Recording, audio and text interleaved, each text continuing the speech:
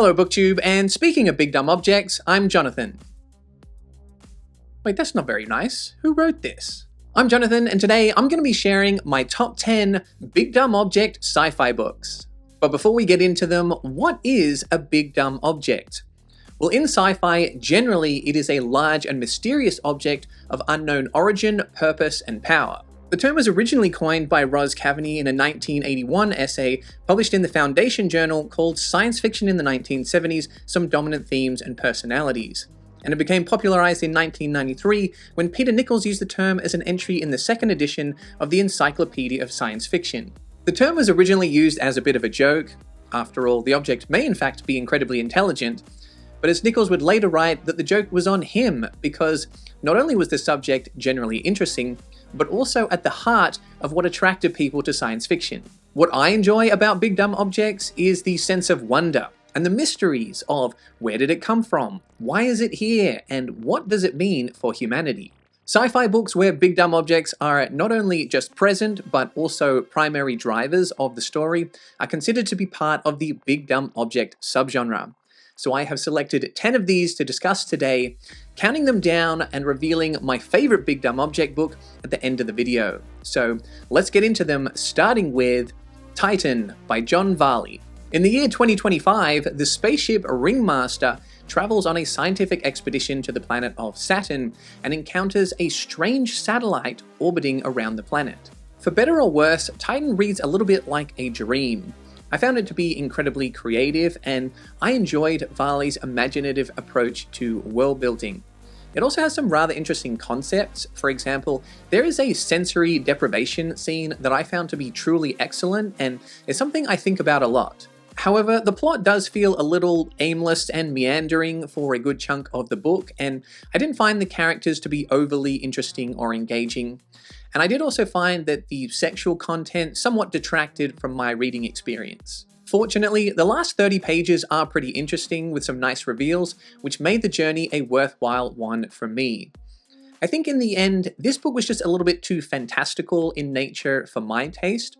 I don't mind that if there are some excellent characters and plot, but for something that's driven by the ideas, personally I prefer those ideas to be a little bit more rooted in science, or at least theoretical science, but that might not be an issue for everyone. Number 9, Gateway by Frederik Pohl. In the future, humans have found an asteroid called Gateway with some technology left behind by an alien race called the Heechee. So unlike some big dumb object books, a little bit about the origins of the object is known at the start of the book, but very little is understood about the Heechee and their technological remnants. The book's chapters alternate between the events happening on Gateway and then a future timeline where our main character Bob has chats with his AI therapist. So it blends elements of both a space opera as well as a new wave character study. I think this book does a better job of tackling characters and relationships than it does big questions about the universe. It explores some pretty dark and heavy themes, and how I think they will land emotionally might depend on how you feel about Bob, the main character. Myself, I was pretty mixed on Bob's character arc, but I did appreciate how ambitious this book was in terms of the subject matter. Number 8, Ringworld by Larry Niven. A circular ribbon of matter millions of miles long rotates around a sun, and a small crew made up of both humans and aliens set out to explore it, understandably wary of who or what could have made such an immense structure. Ringworld is one of the most influential books in this subgenre, and it puts the big in big dumb object. It's also harder in terms of the science fiction than the first two books on this list, and goes into greater technical detail on the just mind-boggling science behind the Ringworld. The crew features an interesting mix of characters, each with their own unique biology and culture, and this creates a tense dynamic throughout the mission. For me, the sex and romance elements missed the mark, and interactions with female characters aren't a strength of the book. However, I did find Tila to be a somewhat interesting character, and while the main character, Lewis, is rude and judgmental, the book points this out and highlights occasions where his judgments are shown to be false, so some of these elements worked better than others. I wasn't the biggest fan of Niven's writing style, as I did find it a little hard to follow the action at times, but I was always engaged by the story, and while I wasn't emotionally impacted by it, I did find the ideas to be extremely memorable. Number 7, Eon by Greg Bear. In the 21st century, Earth is on the brink of nuclear confrontation, when a 300-kilometer long, potato-shaped stone flashes out of nothingness and into Earth's orbit. This is a quintessential big dumb object story and contains all of the mysteries and marvels that draw people to this subgenre. For me, this was a tale of two halves. I think Greg Bear is a strong writer. I'm a fan of his, especially his book Blood Music. And the stone is a unique object, and I was very intrigued by it while reading Eon, and I think the pacing is pretty strong as well. It's constantly bringing up questions, but then answering them, but then giving you more threads to try and tug on and unravel. However, for me, the second half of this book gets a little sidetracked by romantic drama, and it starts to focus on what were, for me, some of the less interesting aspects of the story. While narratively, it gets a little messy the longer it goes on, I do think this book delivers on the sense of wonder aspect of science fiction. Number 6, Pandora's Star by Peter F. Hamilton. In the year 2380, the intersolar Commonwealth is connected by wormholes.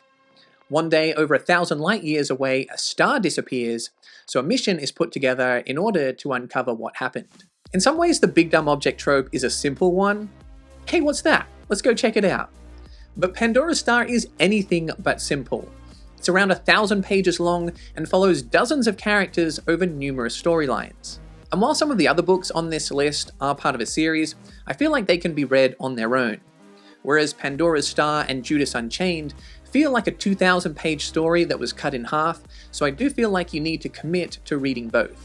So is it worth it? Well, while I think the story could have been trimmed down, I do think that most of the storylines have a payoff and intersect in a satisfying way, with the big dumb object element being the pinnacle of the story.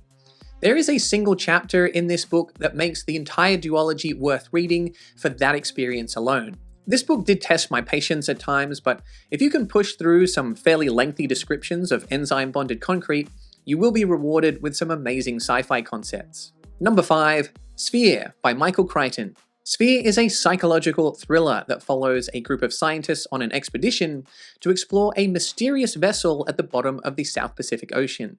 Sphere loses big dumb object points for the object comparatively not being all that big, but it gains points for being underwater. I think the rest of the books on this list take place in space, so Sphere has a unique setting in that regard, and it utilizes that setting really well. The underwater atmosphere is claustrophobic and unsettling, and this heightens the suspense around the bizarre nature of the object. This is a page-turner of a novel, and I think Crichton did a great job of balancing the scientific explanations with advancing the plot. I did, however, have a bit of an issue with the characters. Usually, I'm rooting for the characters to solve the puzzle of the big dumb object. Whereas in Sphere, the characters were so annoying, I was kind of rooting for the object to kill all the characters. I think the ending will be polarizing for people. Myself, I was mixed on it, but I think Crichton did a good enough job of exploring the premise of this book that I was pretty positive on it overall. Number 4, Pushing Ice by Alastair Reynolds. In the year 2057, Bella Lind and her crew of the Rockhopper are responsible for mining comets. However, when one of Saturn's moons leaves its natural orbit, they're given the task of tracking it down. I would put this on the medium to hard end of the sci-fi spectrum. There is a lot of information to take in, but I think Reynolds does a good job of managing this alongside developing both the plot and the characters. The middle of this book focuses on character relationships and spaceship politicking, and while I think that Reynolds pulls this off reasonably well, I did prefer the chapters that focus on the big ideas, because when it comes to large-scope creativity, there aren't many authors that I would put on the level of Alastair Reynolds. If you're looking for a standalone Reynolds book to try, House of Suns is my favorite, but I also think that Pushing Ice might be a good one to start with. Number 3, Rendezvous with Rama by Arthur C. Clarke. I could have also chosen 2001: A Space Odyssey for this list, and of the two, I think I slightly prefer 2001, but I think for the purposes of this list, when it comes to the style and structure, Rendezvous with Rama is pretty much the perfect example of a big dumb object book. In the year 2130, astronomers detect a large interstellar object which they name Rama. Upon closer inspection, they notice that it's an unnatural shape, a cylinder. This is another book that leans towards the harder end of the sci-fi spectrum, although I did still find it to be quite readable. I also enjoyed that the science directly impacted the story and affected the ways the characters went about exploring Rama. The character writing in this is pretty thin, but it's a relatively short book and the characters aren't the main focus of the story. In fact, some of the ideas in this book are so large that comparatively any individual character would be insignificant in comparison. When I first read it, the ending of Rama didn't blow me away the same way that 2001 or Childhood's End did, but it has stayed with me over time, and one that I found to be rather poignant and thought-provoking.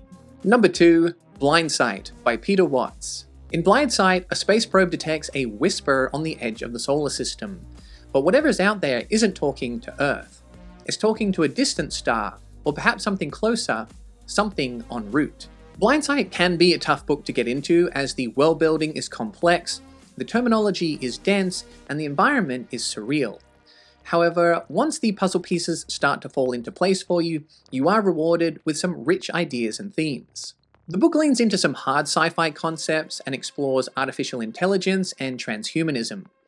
It also challenges our perceptions on intelligence and consciousness in a way that I found to be truly horrifying. Blindsight combines elements of hard sci-fi, cyberpunk, and cosmic horror into a bleak and nihilistic reading experience, one that I don't think I'll ever forget. And just before we get to my favorite Big Dumb Object book, if you're looking for a place to discuss big dumb objects or any other subgenre of science fiction, feel free to check out the link in the description to the Words in Time Discord server. And number 1, Ring by Stephen Baxter. From the far future came an urgent message. The universe was doomed, but humankind was not. The universe had a door, and it was open. Baxter throws the kitchen sink at this book in terms of sci-fi concepts, including wormholes, dark matter, cosmic strings, and a whole lot more.